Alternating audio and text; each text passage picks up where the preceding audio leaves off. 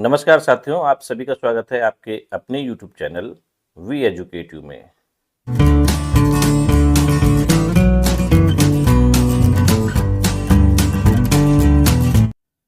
साथियों, केंद्र सरकार के द्वारा 19 मार्च 2025 को यूनिफाइड पेंशन स्कीम को लेकर एक नया गैजेट नोटिफिकेशन जारी हुआ है और इस नोटिफिकेशन के अनुसार जो 1 अप्रैल 2025 है उसमें देश भर के समस्त जो एनपीएस से आच्छादित केंद्रीय कर्मचारी हैं उनके लिए विकल्प पत्र खुल जाएंगे कि वो यूनिफाइड पेंशन स्कीम में स्विच करना चाहते हैं या फिर एनपीएस में ही रहना चाहते हैं।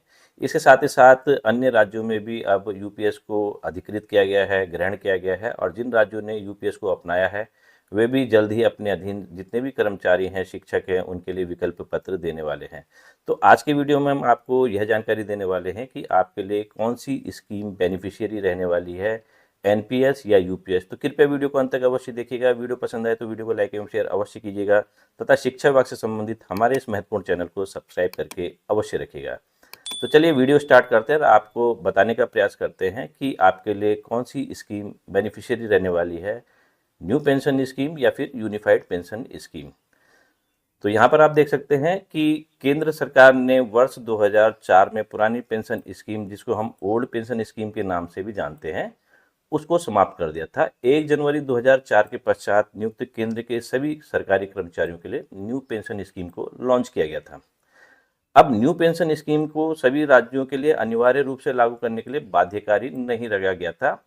यदि कोई राज्य चाहे तो वह अपने संसाधनों से पुरानी पेंशन स्कीम को यथावत रख सकता था।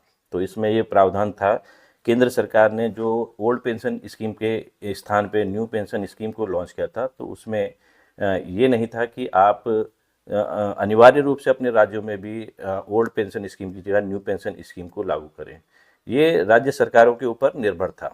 तो यही कारण है कि अलग अलग राज्यों ने न्यू पेंशन स्कीम को अलग अलग समय पर अपनाया। उत्तराखंड राज्य में वर्ष 2005 को न्यू पेंशन स्कीम को लागू किया गया, जबकि पश्चिमी बंगाल देश का एक ऐसा इकलौता राज्य है जहां आज भी ओल्ड पेंशन स्कीम ही लागू है, वहां पर न्यू पेंशन स्कीम को अपनाया ही नहीं गया।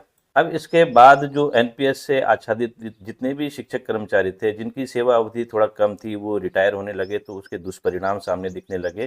क्योंकि शेयर मार्केट लॉन्ग टर्म में आधारित होता है, लंबी अवधि तक यदि आप निवेश करते हैं तो उसमें जो आपको बेनिफिट है वो भी अच्छे देखने को मिलते हैं, रिटायरमेंट बेनिफिट जो होते हैं, और साथ ही साथ उनका रिटर्न बहुत अच्छा होता है। लेकिन यदि किसी की सेवा अवधि कम रही होगी, 14 साल 13 साल, तो उनको उस हिसाब से रिटर्न नहीं मिल पाया। यही कारण है कि उनकी पेंशन में लगातार कमी देखने को मिली और केंद्र सरकार ने 25 जनवरी 2025 को देश भर के सरकारी कर्मचारियों के न्यू पेंशन स्कीम के बाजार पर आधारित होने के कारण रिटायरमेंट के समय मिलने वाली पेंशन को की अनिश्चितता के विरोध के चलते यूनिफाइड पेंशन स्कीम का एक गैजेट नोटिफिकेशन जारी किया था। इससे पहले भी 19 मार्च से पहले भी एक गैजेट नोटिफिकेशन जारी हुआ था 25 जनवरी 2025 को, और इसमें यह जिक्र है कि केंद्रीय कर्मचारियों के लिए यह योजना 1 अप्रैल 2025 से उनसे मांगे गए विकल्प पत्र के आधार पर लागू कर दी जाएगी।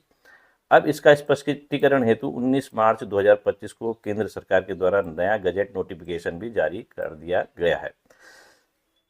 तो यहाँ पर आप देखेंगे अब धीरे धीरे अन्य राज्य भी अपने यहाँ यूनिफाइड पेंशन स्कीम को लागू करने की अधिसूचना जारी कर रहे हैं, जिसके तहत राज्य के अधीन एनपीएस से आच्छादित कर्मचारियों से विकल्प पत्र मांगे जा रहे हैं कि वे एनपीएस स्कीम में ही यथावत रहना चाह रहे हैं या फिर वे यूपीएस में स्विच करना चाहते हैं। अब इसमें खास बात यह है कि यदि आपने यूपीएस का चयन कर दिया तो उसके बाद आप दोबारा कभी भी एनपीएस में नहीं आ पाएंगे, ये आपका अंतिम निर्णय होगा। तो इसको भली भांति प्रकार से इस वीडियो को भी देखें कि आपके लिए क्या लाभकारी रहने वाला है, तभी आप निर्णय लें कि आप एनपीएस में ही रहना चाहते हैं या फिर यूपीएस में स्विच करना चाहते हैं। अब यहाँ हम बात कर देते हैं अंशदान की कि आपका कितना अंशदान होने वाला है। जो न्यू पेंशन स्कीम है, न्यू पेंशन स्कीम में सरकारी कर्मचारी के मूल वेतन और डीए के योग का 10% प्रतिमाह अंशदान किया जाता है, और सरकार की ओर से पहले 10% दिया जाता था, फिर इसमें अमेंडमेंट हुआ तो ये 14% हो गया है। 14% का अंशदान किया जाता है, जिसको कि पीएफआरडी के द्वारा नियंत्रित कर निवेश किया जाता है। यह पूर्णतः शेयर बाजार पर निर्भर एक स्कीम है, जिसमें रिटायरमेंट के समय मिलने वाली राशि और पेंशन की अनिश्चितता हमेशा बनी रहती है। जबकि इसके इतर यूपीएस में सरकारी कर्मचारियों के मूल वेतन और डीए के योग का 10% प्रतिमाह अंशदान जमा होगा तथा सरकार की ओर से भी 10% का अंशदान किया जाएगा, जिसको कि सरकारी कर्मचारियों के इंडिविजुअल कॉर्पस फंड में जमा किया जाएगा। अभी आपको सूचनाएं भी मिल रही होगी विभिन्न सोशल मीडिया के माध्यम से कि जो सरकार का अंशदान है वो 18.5% है, तो वो 18.5% डायरेक्टली इंडिविजुअल कॉर्पस पे नहीं है। इसके आगे हम चलते हैं। इसी के साथ साथ सरकार के द्वारा कर्मचारी के मूल वेतन और डीए के योग की 8.5% राशि सरकार अपनी ओर से प्रति माह पूल कॉर्पस फंड में जमा कराएगी, जिससे कि रिटायरमेंट के समय पेंशन का निर्धारण किया जा सके। और इसके अलावा पीएफआरडी के द्वारा एक अन्य बेंचमार्क कॉर्पस फंड को भी नियंत्रित किया जाएगा। तो इसके बारे में हम अभी पिछले वीडियो में बता चुके हैं कि बेंचमार्क कॉर्पस क्या होता है। तो इसके आगे हम चलते हैं और आपको बताने का प्रयास करते हैं। अब यहाँ पर जो मुख्य बिंदु है, न्यू पेंशन स्कीम में रिटायरमेंट के समय मिलने वाले लाभों में ग्रेजुएटी का लाभ भी शामिल कर दिया गया है। जो न्यू पेंशन स्कीम है, पहले इसमें ग्रेजुएटी का लाभ नहीं था, लेकिन कर्मचारियों की डिमांड पे इसको भी शामिल कर दिया गया है, जिसकी अधिकतम सीमा 25 लाख कर दी गई है। पहले अधिकतम सीमा 20 लाख रुपए थी, लेकिन अब ये 25 लाख रुपए इसकी अधिकतम सीमा हो गई है ग्रेजुएटी की राशि की। ग्रेजुएटी की सेवानिवृत्ति की गणना के लिए इस फॉर्मूले का प्रयोग किया जाता है। रिटायरमेंट की ग्रेजुएटी, यदि कोई साथी रिटायर हो गए हैं, उनकी सेवा काल चाहे जितना भी हो, 10 साल की सेवा उनकी लगातार कंप्लीट होनी चाहिए बिना निर्विवाद रूप से, तभी ग्रेजुएटी का कोई कर्मचारी हकदार होता है। तो ग्रेजुएटी के बारे में भी हमने एक वीडियो अपने चैनल पे पहले अपलोड किया था, तो आप उस वीडियो में जाके ग्रेजुएटी की पूरी जानकारी ले सकते हैं। तो जो अंतिम बेसिक होता है आपका प्लस डीए, उस समय जो डीए चल रहा होगा, तो लास्ट बेसिक प्लस डीए की राशि को जोड़ देंगे into total halves of the year. जितने साल उन्होंने नौकरी की है उनके हाफ्स को हम निकालते हैं। जैसे कि मानिए किसी ने 30 साल नौकरी की है, तो एक साल में 2 हाफ्स होते हैं, 2 छमाई होती है, सीधी भाषा में हम कहें तो 30 साल में 60 छमाइयाँ हो जाएगी। लेकिन इन हाफ्स की भी एक लिमिट होती है कि 33 साल इसकी लिमिट रखी गई है कि 33 साल या 66 हाफ्स। इससे ज़्यादा यदि हाफ्स निकलते हैं, 66 की जगह 67 निकलते हैं, तो उनको 66 ही माना जाता है और इसको 4 से डिवाइड कर दिया जाता है। तो ये इसका फॉर्मूला है। इसको हम अभी आगे आपको एग्जाम्पल के माध्यम से समझाने का प्रयास करेंगे कि ग्रेजुएटी की गणना किस प्रकार से की जाएगी। यदि आप एनपीएस में है, सेम बेसिक पे है, सेम डीए है, और यूपीएस में है, तो आपको जो लमसम अमाउंट मिलेगा उसको भी बताएंगे कि कितना मिलेगा और इन दोनों में कंपैरिजन की कौन बेहतर रहने वाला है। यहाँ पर आप देख सकते हैं यूपीएस स्कीम में रिटायरमेंट के समय मिलने वाले लाभों में ग्रेजुएटी का लाभ का उल्लेख गजट नोटिफिकेशन में कहीं पर भी इंगित नहीं है। इसके इतर यूपीएस पर रिटायरमेंट के समय आपको आपकी सेवा अवधि और अंतिम मूल वेतन तथा उस समय चल रहे डीए के आधार पर एक मुश्त राशि दिए जाने का प्रावधान किया गया है। तो एक लमसम राशि आपको दी जाएगी, तो उस लमसम राशि के फॉर्मूले भी यहाँ पर दे रखा है। रिटायरमेंट के समय मिलने वाली राशि की गणना निम्न फॉर्मूले से की जाती है। Lump sum amount equal to E into L divided by 10। तो ये ई क्या है, एल क्या है और ये इसकी गणना कैसे करते हैं, इसको हम आगे वीडियो में आपको बताने का प्रयास करते हैं। तो यहाँ पर हम सबसे पहले एनपीएस का उदाहरण देते हैं कि मान लिया कि किसी कर्मचारी की नियुक्ति तिथि माह नवंबर 2007 है तथा उसकी सेवानिवृत्ति की तिथि माह मई 2039 है। इस स्थिति में हम यहाँ एनपीएस और यूपीएस के अलग अलग केसों में यह देखते हैं कि 33 वर्षों की सेवा करने के बाद कर्मचारी को एनपीएस में ज़्यादा फायदा मिलेगा या यूपीएस में। ये दोनों केसेस में हम देखेंगे सेम ग्रेड जो आपका बेसिक पे वो सेम रहेगा, डीए की दर भी सेम रहेगी, और फिर हम देखते हैं कि जो एनपीएस में आपको ग्रेजुएटी मिल रही है और जो यूपीएस में आपको लमसम अमाउंट मिल रहा है उनमें कितना डिफरेंस आता है।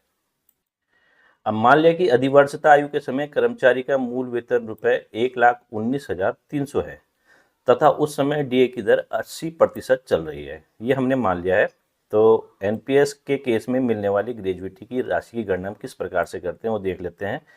सेवानिवृत्ति के समय अंतिम मूल वेतन है इनका 1,19,300 रुपये।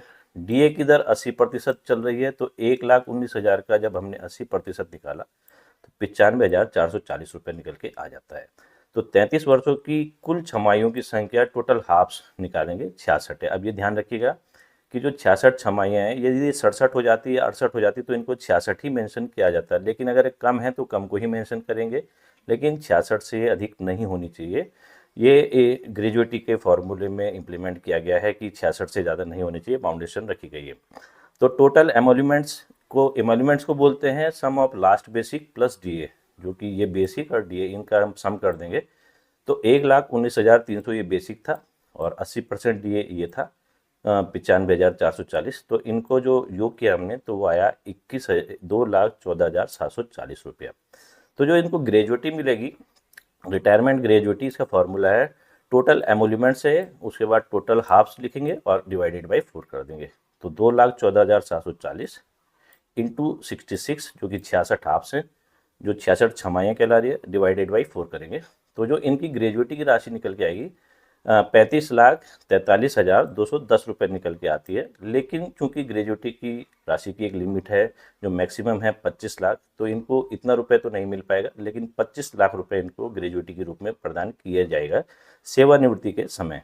तो ये ग्रेजुएटी का उदाहरण है एनपीएस के लिए कि 25 लाख रुपए की ग्रेजुएटी 33 साल की नौकरी में इन्होंने प्राप्त कर लेनी है, जब इनका बेसिक पे 1,19,300 रुपया है और डीए की दर 80% चल रही है। अब हम सेम उदाहरण को यहाँ पर यूपीएस के मामले में लेते हैं, सेम ग्रेड पे लेते हैं, सेम डीए लेते हैं और सेम हाफ्स लेते हैं, जो इनकी कुल सेवा अवधि है वो भी सेम लेते हैं 33 वर्षों की। तो देखते हैं कि कितना अंतर आता है।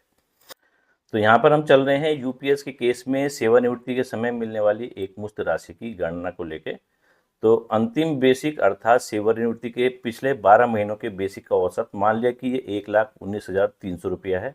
जो सेवानिवृत्ति के समय इनका जो पिछले 12 महीनों का जो बेसिक था उनका एवरेज लेके चल रहे हैं और डीए 80% की दर से वही सेम जो अभी अपने एनपीएस के केस में बताया था 95,440 रुपये है।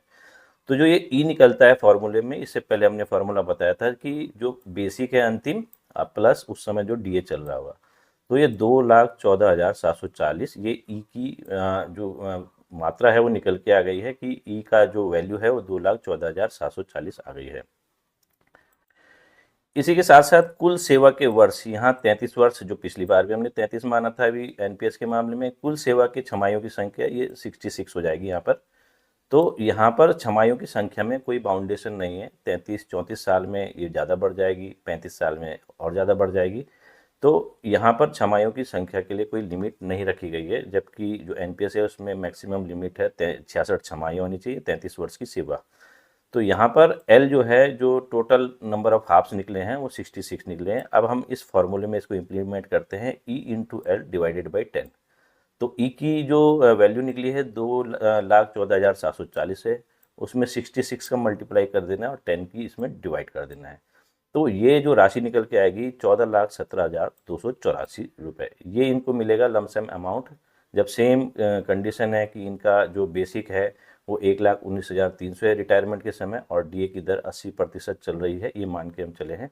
तो जो डिफरेंस निकला है between NPS benefit and UPS benefit में ग्रेजुएटी के मामले में 25 लाख यहाँ पर इसी कंडीशन में इनको मिले हैं और 14,17,284 इनको यूपीएस के मामले में मिले हैं लमसम अमाउंट।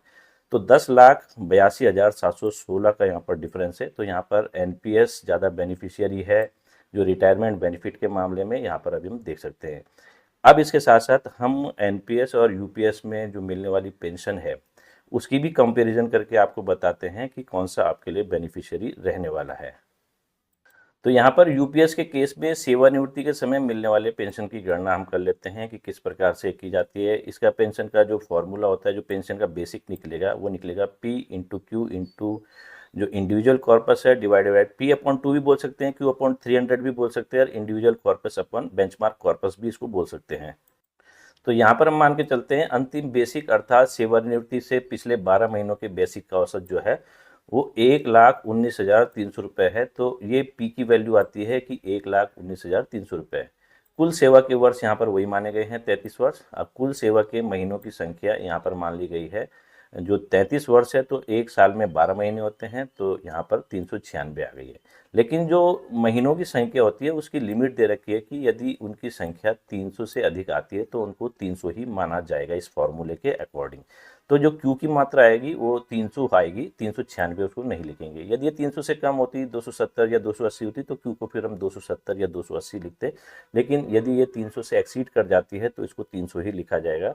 अब यहाँ पर हम मान लेते हैं let the amount of benchmark corpus and जो इंडिविजुअल कॉर्पस है उनकी जो अमाउंट है वो इक्वल है। मान लिया कि बेंचमार्क कॉर्पस की जो अमाउंट है इन 33 वर्षों में वो 60 लाख रुपए है और इंडिविजुअल कॉर्पस की अमाउंट भी 60 लाख रुपए है।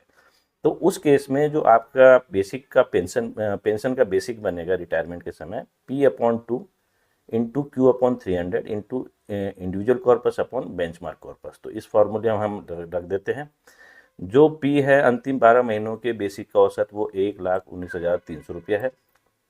Q की वैल्यू अभी हमने निकाली 396, लेकिन हम इसको 300 लिखेंगे क्योंकि 300 इसकी मैक्सिमम लिमिट है।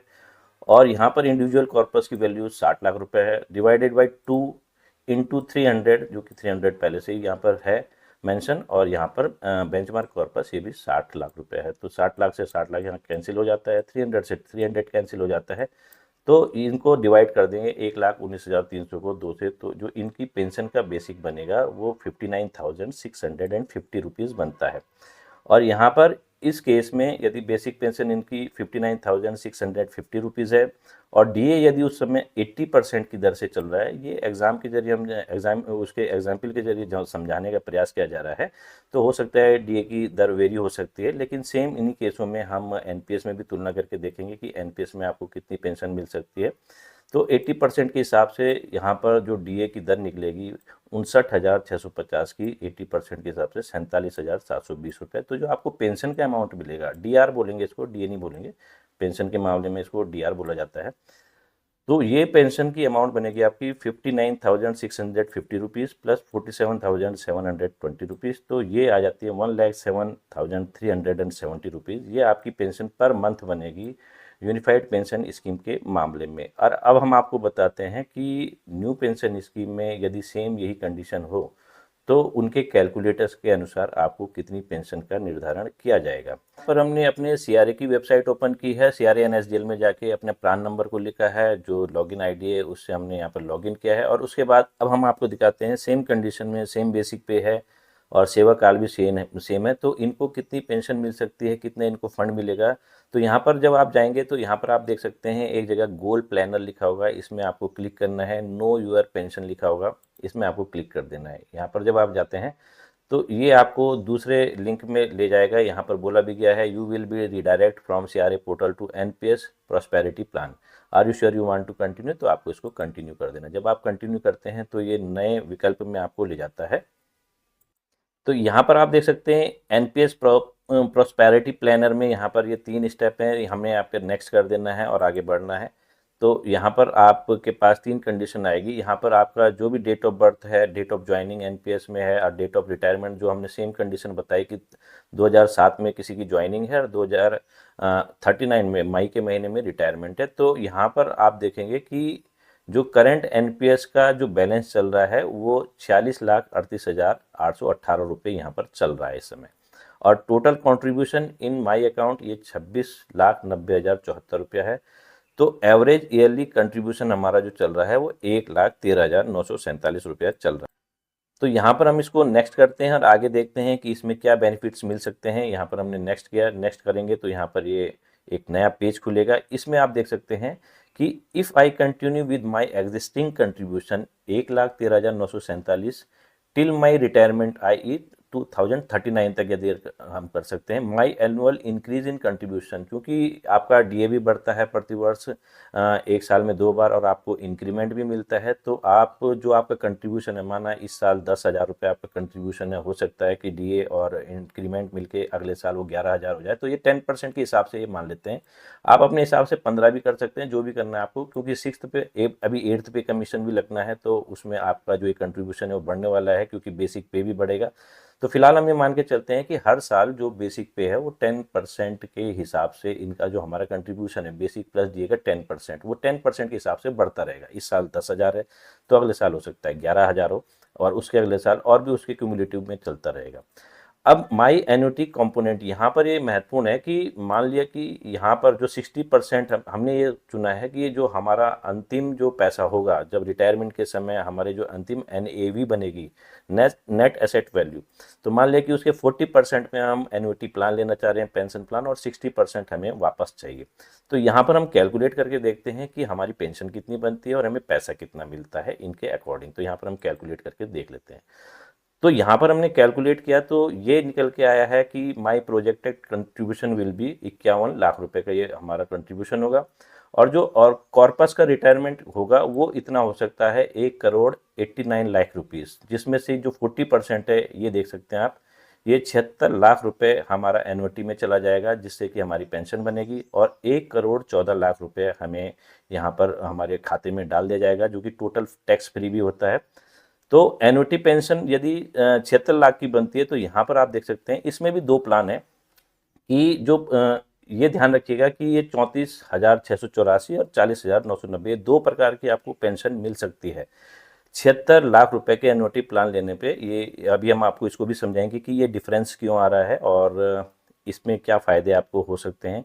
ये मान के चलिए कि जो 60% की आपकी राशि है 1,14,00,000 रुपए, वो आपके खाते में रहनी है, वो आपकी स्वयं की राशि है, उसको आप अपने हिसाब से अन्य प्लान्स में भी निवेश कर सकते हैं या फिर उसकी एफडी करके ब्याज ले सकते हैं। जो भी आप करना चाहें कर सकते हैं, और ब्याज की राशि भी यदि आपको मिलती है तो भी आपका 1,14,00,000 तो आपका ही है, उसको आप कभी भी एफडी को तोड़ सकते हैं, कोई भी ऐसा प्लान लेके उसको तोड़ भी सकते हैं।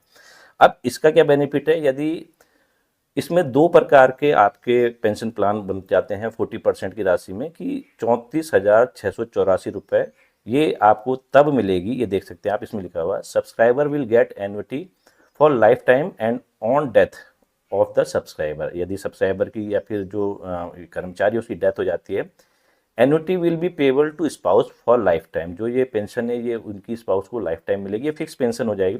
On death of the spouse, यदि उनकी पत्नी या पति की भी डेथ हो जाती है तो जो पेमेंट है ये 40% का annuity ceases and 100% of the purchase price will be return to the nominee. जो भी इनके बच्चे होंगे जिनको नॉमिनी बना रखा होगा, कानूनी रूप से मेंशन कर रखा होगा, तो उनको ये जो 40% की राशि है 76 लाख रुपए उनके बच्चों को मिल जाती है। लेकिन यदि आप इस पेंशन को बढ़ाना चाहते हैं, ये दूसरा प्लान लेना चाहते हैं, तो इसमें बता रखा है subscriber will get annuity for the life time, ये वाली पेंशन इनको मिलती रहेगी। And on death of the subscriber annuity will be payable to spouse of life time, for life time मिलेगी। लेकिन जब उनकी डेथ हो जाएगी, पति की डेथ होने के बाद पत्नी को मिलेगी, या फिर पत्नी की डेथ होने के बाद पति को मिलेगी। लेकिन जब दोनों की डेथ हो जाएगी उसके बाद, तो उनके जो बच्चे हैं उनको ये पैसा वापस नहीं होगा।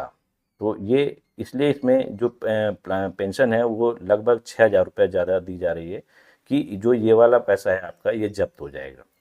तो ये आपके ऊपर डिसाइड है कि आप अब यूपीएस में जाना चाहते हैं या फिर एनपीएस में जाना चाहते हैं। सेम इसी केस में जो यूपीएस में जो पेंशन बन रही है 1,00,000 समथिंग हज़ार बन रही है, वहीं यहाँ पर 34,684 रुपये आपकी एन्युटी प्लान की पेंशन बन रही है। लेकिन यहाँ पर आपको बेनिफिट ये है कि 1,14,00,000 रुपए आपको सेम केस में जो प्रोजेक्टेड है, और इस समय शेयर मार्केट बहुत डाउन है, ये इस समय की बात कर रहे हैं, तो अपकमिंग जो आने वाले साल हैं उनमें शेयर मार्केट का जो रिटर्न है वो हाई भी रह सकता है। लेकिन मान के चलिए कि 10 से 15% तो रिटर्न मिलता ही है, तो उस केस में 1 करोड़ से बढ़ के कुछ और राशि भी हो सकती है, ज़्यादा भी हो सकती है।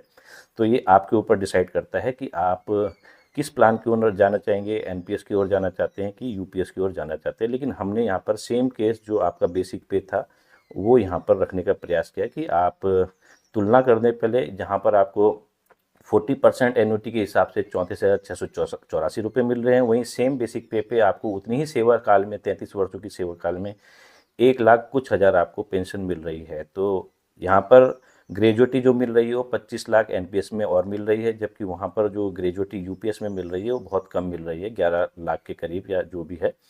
तो इसका आप तुलनात्मक अध्ययन कर ले कि आपको किस में रहना है। यदि आप मार्केट में रिस्क लेना चाहते हैं तो आप एनपीएस में जा सकते हैं। आप एसआईपी पे भी निवेश करते होंगे तो उनके रिटर्न भले ही अभी डाउन हो रखे हैं, लेकिन एसआईपी लॉन्ग टर्म की सेवा होती है, लॉन्ग टर्म में आपको अच्छा गेन मिलता है। तो यहाँ पर आप देख सकते हैं और डिसाइड कर सकते हैं। यदि आपकी सेवा काल कम है तो उसी हिसाब से ये कम होता जाएगा। ये टीयर 1 की बात कर रहे हैं हम, टीयर 2 की बात नहीं कर रहे हैं इस वीडियो में, तो आप डिसाइड कर सकते हैं। हम एक केस और ले लेते हैं। यूपीएस के केस में सेवानिवृत्ति के समय मिलने वाले पेंशन की गणना एक बार और उदाहरण से ले लेते हैं कि कम बेसिक पे है, कम सेवा अवधि है, तो उसमें आपको कितनी पेंशन बन सकती है यूपीएस के मामले में। अंतिम बेसिक अर्थात सेवानिवृत्ति से पिछले 12 महीनों के बेसिक का औसत यहाँ पर निकलता है। मान लिया 76,500 रुपये है। वर्तमान समय में जो इस समय कार्यरत हैं, हो सकता है उनका रिटायरमेंट हो रहा हो और उनका बेसिक पे इतना ही हो, तो यहाँ पर पी की वैल्यू आ गई 76,500 रुपया। कुल सेवा के वर्ष मान लिया कि 20 वर्ष की इनकी सेवा हो चुकी है। कुल सेवा के महीनों की संख्या, तो यहाँ पर महीनों की संख्या हम निकाल देनी है 20 × 12। एक साल में 12 महीने, तो 20 साल में 240 महीने यहाँ पर आ जाते हैं। तो ये क्यू की वैल्यू 240 आ गई है। यदि सेवा काल के कुल महीनों की संख्या 300 से अधिक मानी जाती है तो उसे 300 ही माना जाएगा। अब क्यू की वैल्यू यहाँ पर आ गई 240 और यहाँ पर देख सकते हैं हम कि मान लिया कि बेंचमार्क कॉर्पस और इंडिविजुअल कॉर्पस की जो वैल्यू है वो इक्वल है। बेंचमार्क कॉर्पस भी 45 लाख रुपया है और इंडिविजुअल कॉर्पस की वैल्यू भी 45 लाख रुपये है। तो इस केस में जो इनका पेंशन का बेसिक बनेगा P/2 into Q/300 into individual corpus upon benchmark corpus. तो ये 76,500 यहाँ पर P है अपॉन 2, 240 यहाँ पर हमारा क्यू निकला कुल महीनों की संख्या और ये इंडिविजुअल कॉर्पस अपन बेंचमार्क कॉर्पस। तो इनसे ये डिवाइड कर देना है हमें। तो डिवाइड करने के बाद जो इनका पेंशन का बेसिक बन रहा है 30,600 रुपया इनके पेंशन का बेसिक बन रहा है। और इसके बाद इसमें मान लिया कि इस समय जो वर्तमान में डीए की दर चल रही है 53% चल रही है, हो सकता है कि डीए की दर आगे घट बढ़े भी। तो फिलहाल हम 53 ही मान रहे हैं वर्तमान समय में। तो 53% के हिसाब से 30,600 का 53% यहाँ पर निकला 16,218 रुपये। तो जो इनकी पेंशन बनेगी इस कंडीशन में 20 साल की नौकरी में वो 30,600 प्लस 16,218 रुपये यानी कि 46,818 रुपये पर मंथ बनती रहेगी। और इसमें फ्लक्चुएशन इसलिए होगा, इंक्रीज इसलिए होगा क्योंकि डीआर भी बढ़ता रहेगा समय समय पे।